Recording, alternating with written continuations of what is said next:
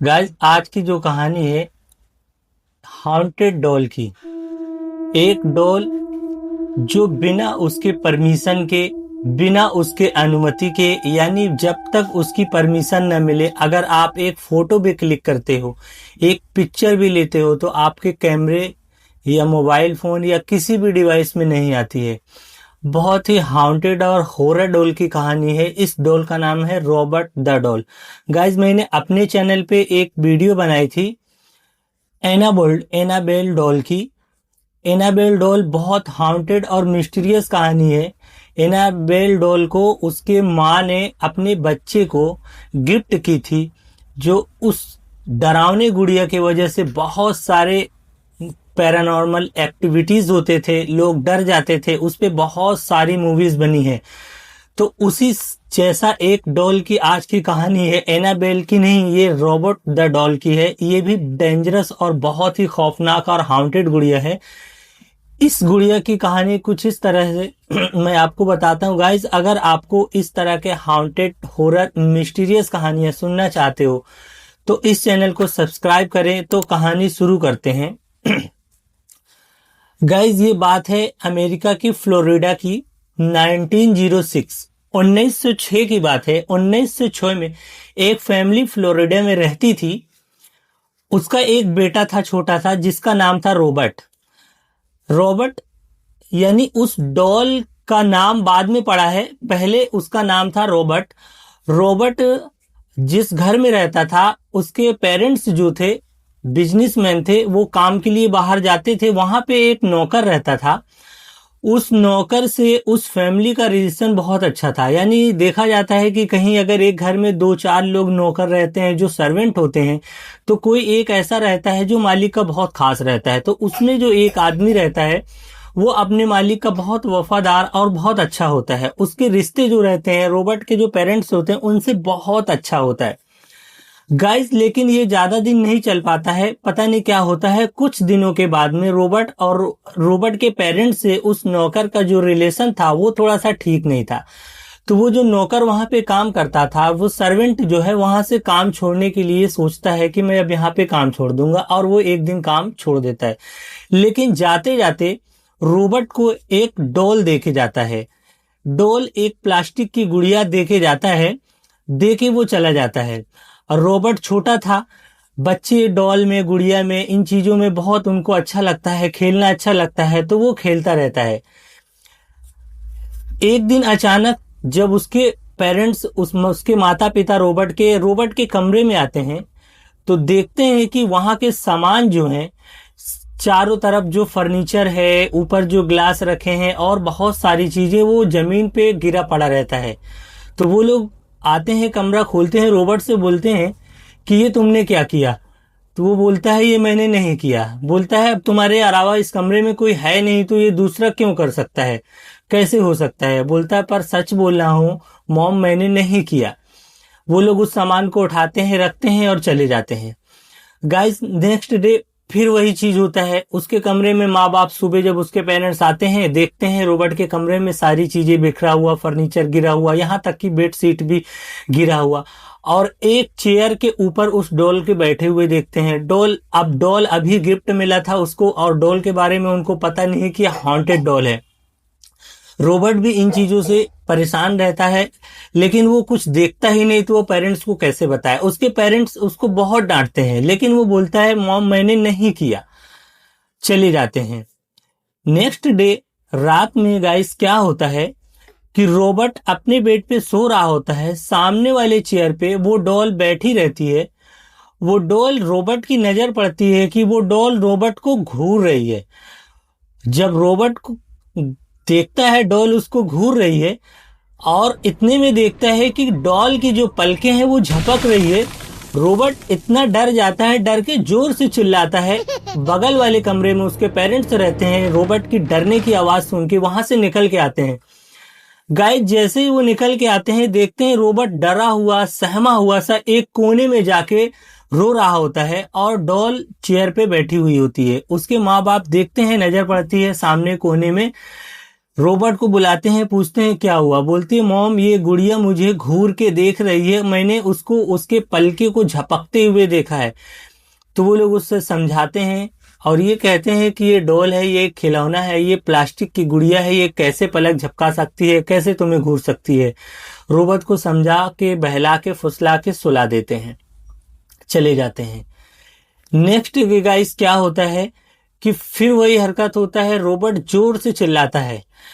और इस बार जब आते हैं उसके मॉम डैड कमरे में तो देखते क्या है कि घर का सारा फर्नीचर, रोबोट कहता है कि यहाँ पे जो फर्नीचर जो सामान मॉम डैड गिरा है ये गुड़िया चलती है, मैंने देखा कि ये गुड़िया उठा उठा के फेंक रही है।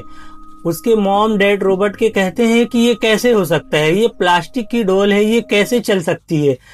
मैं सच बोल रहा हूँ माम, वो इतना ज्यादा डरा हुआ रहता है, इतना ज्यादा घबरा जाता है, तो ठीक तरह से वो बता नहीं पाता है कि ये गुड़िया कैसे चल सकती है। ये प्लास्टिक की गुड़िया, एक एक सामान जो अलमारी में रखा हुआ है, जो जमीन पे पड़ा हुआ है, इतनी भारी भारी सामान ये डॉल कैसे उठा के फेंक सकती है। उसके बातों को नहीं मानते, उसके मॉम डैड उसे डांटते हैं, बोलते हैं रोबोट तुम हम लोग को परेशान कर रहे हो, तुम उठा उठा के सामान को फेंक रहे हो और कह रहे हो कि ये डॉल फेंक रही है। रोबोट कहता है मॉम नहीं, मैंने अपनी आंखों से देखा है, वो इतना डर जाता है, इतना घबरा जाता है वो डॉल को देख के।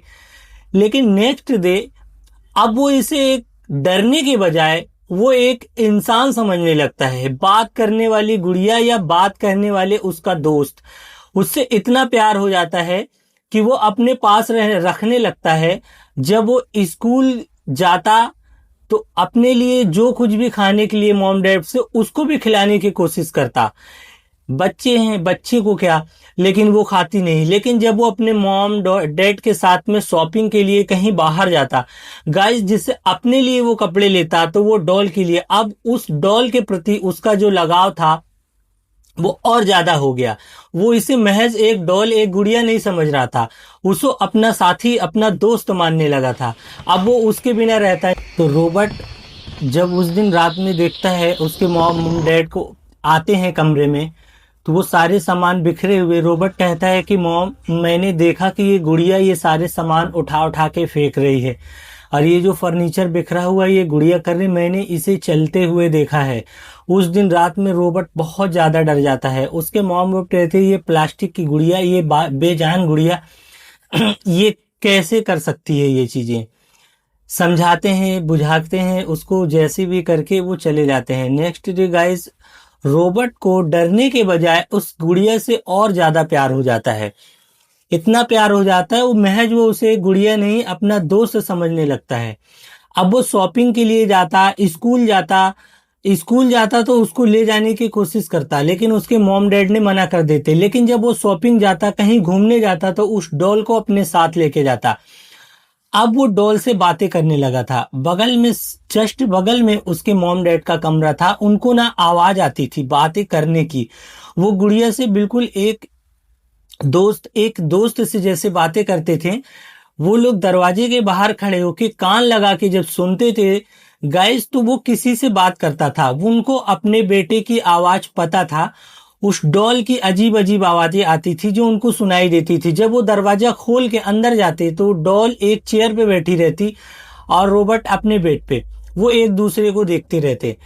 लेकिन जब वो वापस आते फिर दरवाजा बंद करते, थोड़ी देर के बाद में फिर देखते कि रोबोट उन्हीं से बात करने लगता। अब इन हरकतों से रोबोट के वो परेशान होने लगे, उनको अपने बेटे की थोड़ी चिंता होने लगी। उनके मन में ये सब ख्याल चल ही रहा था कि एक दिन जो विंडो होता है, विंडो से बाहर का जो पड़ोसी का घर था वो भी दिखता था। वहां से आने जाने वाले जा रहे थे।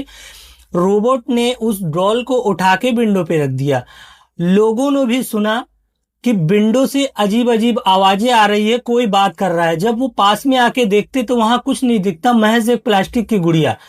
लेकिन वो इतनी शापित गुड़िया, इतनी खौफनाक गुड़िया, हाउंटेड गुड़िया उसको इसलिए बोल रहे हैं कि जब वो जिन जिन लोगों को उसकी आवाज सुनाई देती, जब वो उसकी तरफ ध्यान देते कि कोई बात कर रहा है, कोई देख रहा है, तो गाइस उनके घर में अजीब अजीब हरकतें होने लगती थी। उनके घर के फर्नीचर गिरने लगे, उनके घर के सामान यहाँ वहां होने लगे, जो अभी रोबोट के घर में होता था। तो वो लोग ना रोबोट के मॉम डैड के पास आते हैं, उससे कंप्लेन करते हैं, शिकायत करते हैं कि तुम्हारे यहाँ कुछ अजीब अजीब सी आवाजें आती हैं। जब हम लोगों ने उस पर गौर किया और उसको देखा तो हमारे घर के फर्नीचर बिखरे पड़े हैं, जैसे उसे किसी ने फेंक दिया है। तो रोबोट के मॉम डॉट बोलते हैं कि ऐसा कैसे हो सकता है। तो वो लोग बोलते हैं कि हमारे घर में तो कोई बच्चा भी नहीं है, तो अपनी फर्नीचर, अपने ही सामान को हम लोग क्यों फेंकेंगे। तो रोबोट के मॉम डैड इस बात को परेशान थे कि अभी तक ये हमारे घर में होता था, अब ये पड़ोसियों के घर में होने लगा और रोबोट की जो हरकतें हैं वो दिन पे दिन बढ़ते जा रही हैं। तो वो लोग डिसाइड करते हैं कि हम लोग इस घर को छोड़ देते हैं, एक नए घर में शिफ्ट हो जाते हैं। सारे सामान को, घर के फर्नीचर को पैक करते हैं, एक डब्बे में, एक बॉक्स में उस डॉल को भी पैक करते हैं, पैक करके गाड़ी में रखते हैं और वो घर को शिफ्ट कर देते हैं। एक नई जगह, नए घर पे जाते हैं, सारे सामान को निकालते हैं, फर्नीचर निकालते हैं, पर उस डॉल को नहीं निकालते, वो जैसे कि तैसे उस डब्बे में ही रहता है। गाइस 2 दिन 3 दिन हो गया, अब उनके घर में सारी चीजें नॉर्मल है, अब न फर्नीचर बिखर रहा है, न सामान यहाँ आ रहा। रोबोट भी अब जो है नॉर्मल है, अब वो किसी से बात नहीं कर रहा है। ये तो इन दिनों के इन बीचों में पड़ोसियों से भी बात करते हैं तो पता चलता है, पड़ोसी भी कहते हैं कि जब से आप लोग छोड़ के गए हो तो यहाँ पे हम लोग के घर में जो फर्नीचर यहाँ वहाँ बिखरते थे, जो गिरते पड़ते थे और जो अजीब आवाजें आती थी, अब वो नहीं हो रहा है।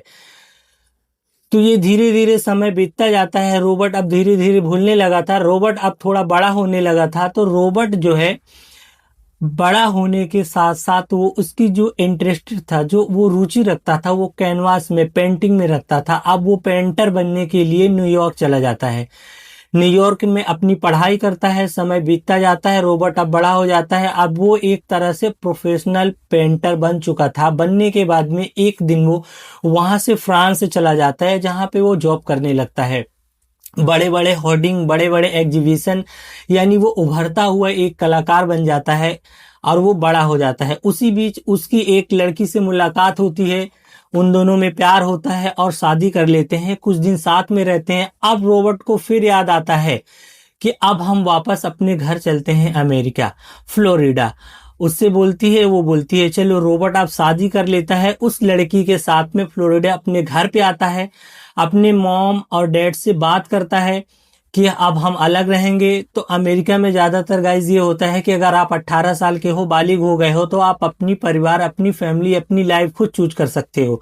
तो रोबोट एक घर लेता है, घर लेने के बाद उसमें शिफ्ट होता है। फिर उसे एक दिन याद आता है कि क्यों ना कुछ पुराने सामान, पुराने फर्नीचर, बचपन के जो हमारे याद थे, जिससे मैं खेला करता था, वो लेके आते हैं। वो अपने घर जाता है और वो सारा सामान अपने लेके आता है और वो डब्बे को भी उठा के लेके आता है। गाइस वो जब डब्बे को लेके आता है, वो खोलता है, उसको याद आ जाती है सारी बातें और वो डॉल को देखता है, खुश हो जाता है। अपने वाइफ से कहता है कि देखो, इस डॉल से मैं बचपन में खेला करता था, ये डॉल हमारी साथी थी जब हमारा कोई दोस्त नहीं था, जब हमारे घर में कोई, मैं अकेला रहता था, तो मेरे एक नौकर ने, मेरे यहाँ जो काम करने वाला था, मुझे गिफ्ट दिया था और मैं इससे बातें करता था और ये डॉल भी हमसे बातें करती थी। तो उसकी जो वाइफ थी वो हंसी और वो बोलती है कि कुछ भी बोल रहे हो, ये डॉल कैसे बात कर सकती थी। पर वो बोला कि नहीं, ये करती थी। वो उसकी बातों को इग्नोर करती है कि ये प्लास्टिक की डॉल कैसे बात कर सकती है। गाइस रोबोट ये सब बताता है, वो जॉब पे चला जाता है। जब घर में उसकी वाइफ अकेली रहती थी, तो जब रोबोट जाने के बाद उसके कमरे में जाता था। हाँ गाइस, जब वो रोबोट इसको डॉल को घर में लाता है, तो उसके लिए, उस डॉल से उसे इतना प्यार था, उसकी पुरानी सारी बातें याद आ जाता है, तो उसके लिए एक कमरा जो है शिफ्ट कर देता है, सिर्फ डॉल के लिए। डॉल को उस कमरे में रख देता है। उसकी वाइफ जब वहां जाती, तो वहां के फर्नीचर बिखरे हुए, वहां के जो बेडशीट है वो पड़े हुए, गिरे हुए जमीन पे, जो पहले बचपन में रोबोट के साथ हुआ करता था, वो अब उसके कमरे में फिर से वही चीजें होने लगी है। जब रोबोट आता है जॉब से वापस शाम को, तो उसकी वाइफ बोलती है कि तुम क्या करते हो, कमरे जो डॉल के कमरा है वहां पे मैं गई थी, तो वहां पे सारे सामान बिखरे हुए। तो बोलता है नहीं, मैंने नहीं किया, ये डॉल ने किया है। तो उसकी वाइफ बोलती है ये कैसे हो सकता है, कुछ भी बोल रहे हो, ये डॉल कैसे फेंकेगी। तो वो बोलता है और वो मानती नहीं है, बात खत्म हो जाती है, चले जाते हैं। नेक्स्ट डे फिर ऐसा होता है। तो इन बातों से उसकी वाइफ चिढ़ने लगी कि ये रोबोट इतना बड़ा हो गया है और ये सारे सामान को बिखरा के फेंक के जाता है, मुझे साफ साफ करना पड़ता है। और जब मैं इससे बोलती हूँ तो ये कहता है कि मैंने नहीं, ये डॉल ने किया, और वो डॉल कैसे कर सकती है। ये सारी बातें करते करते इन दोनों में थोड़ी सी बातें बढ़ जाती है। तो उसकी वाइफ एक दिन गुस्सा होके कहती है कि या तो तुम इस डॉल को रख लो या तुम मेरे साथ रहो, अब तुम्हें डिसाइड करना है कि किसके साथ रहना है। ये कहता है, दोनों में थोड़ी बहस होती है, रोबोट फिर से अपने काम पे चला जाता है। अब वो पड़ोसी यहाँ भी, जो पहले रोबोट के बचपन में जो उसके घर पे उसके नेबर के साथ हुआ करता था, ये डॉल फिर से अपने आप एक विंडो पे जाती है। निकलने वाले पड़ोस के घर में आवाज आती है। जब वो पड़ोसी निकल के देखता है और वो चला जाता है कि आवाज कहाँ से आ रही थी और वो समझ नहीं पाता है, तो नेक्स्ट डे उसके घर में भी ये सारी चीजें होने लगती है। सामान बिखर जाना, उसके घर का फर्नीचर, दीवार घड़ी गिर के टूट जाना, बहुत सारी चीजें, पैरानॉर्मल एक्टिविटीज जो होती हैं वो अजीब अजीब चीजें होने लगती है। तो उसके पड़ोसी नोटिस करते हैं कि मैं वहां से आवाज आया तब से ये चीजें हुआ। तो रोबोट घर पे रहता नहीं है, उसकी वाइफ के पास आते हैं और वो बोलती है, तो उसकी वाइफ बोलती है मेरे घर से आवाजें आ रही थी। तो कहाँ से आ रही थी? वो आते हैं उसके घर में, जब चल के देखते हैं तो देखते हैं वो डॉल फिर से विंडो पे बैठी रहती है, जो कि उसकी वाइफ को, रोबोट की वाइफ को पता था कि ये विंडो पे नहीं, यहाँ चेयर पे घर में बैठी, तो ये विंडो पे कैसे चली गई।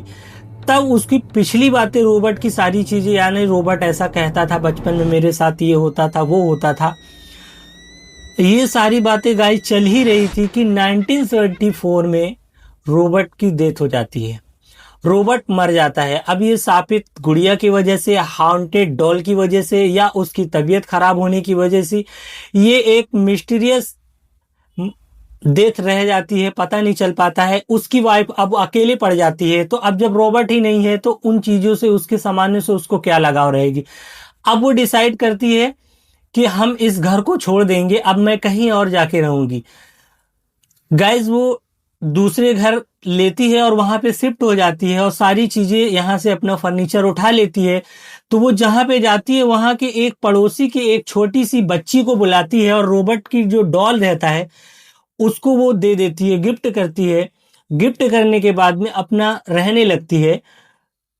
तो जिसको गिफ्ट करती है उस बच्चे के घर में जब वो डॉल जाती है तो वो सारी चीजें जो अब तक रोबोट के घर में, इसके पड़ोसी के घर में, इनके नए वाले घर में होती थी, अब उस बच्ची के घर में होने लगी है। अब उस बच्ची के घर में जब होने लगे तो उस बच्ची के जो पेरेंट्स थे वो उस डॉल को देखते हैं और परेशान होते हैं कि ये जब से आई है 3-4 दिन हो गए, हमारे घर के फर्नीचर, गिलास टूट जाना, अजीब अजीब आवाजें आना, और रात में जो है कहीं से कुछ अजीब आवाजें आना, जब देखना तो ये डॉल जो है कुछ बातें करना, वो डर जाते हैं। नेक्स्ट डे सुबह होती है, रोबोट के वाइफ के पास आते हैं, वो उनसे ये बातें बताती है। तो उसकी वाइफ सच बोलती है कि हमारे जो हस्बैंड थे उनके एक नौकर था जो बचपन में ये डॉल को उनको दिया था। तो ये सारी चीजें होती थी, मुझे नहीं पता, मुझे ऐसा लग रहा था कि वो ऐसे ही बोल रहे हैं, पर ये आप भी बोल रहे हैं और इस चक्कर में उनकी जान भी चली गई है। ये कि हाउंटेड गुड़िया है।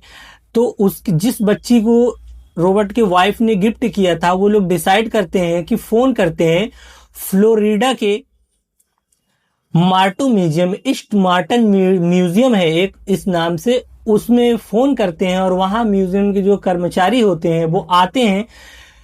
इस डॉल को म्यूजियम में रखने के लिए दे दिया जाता है।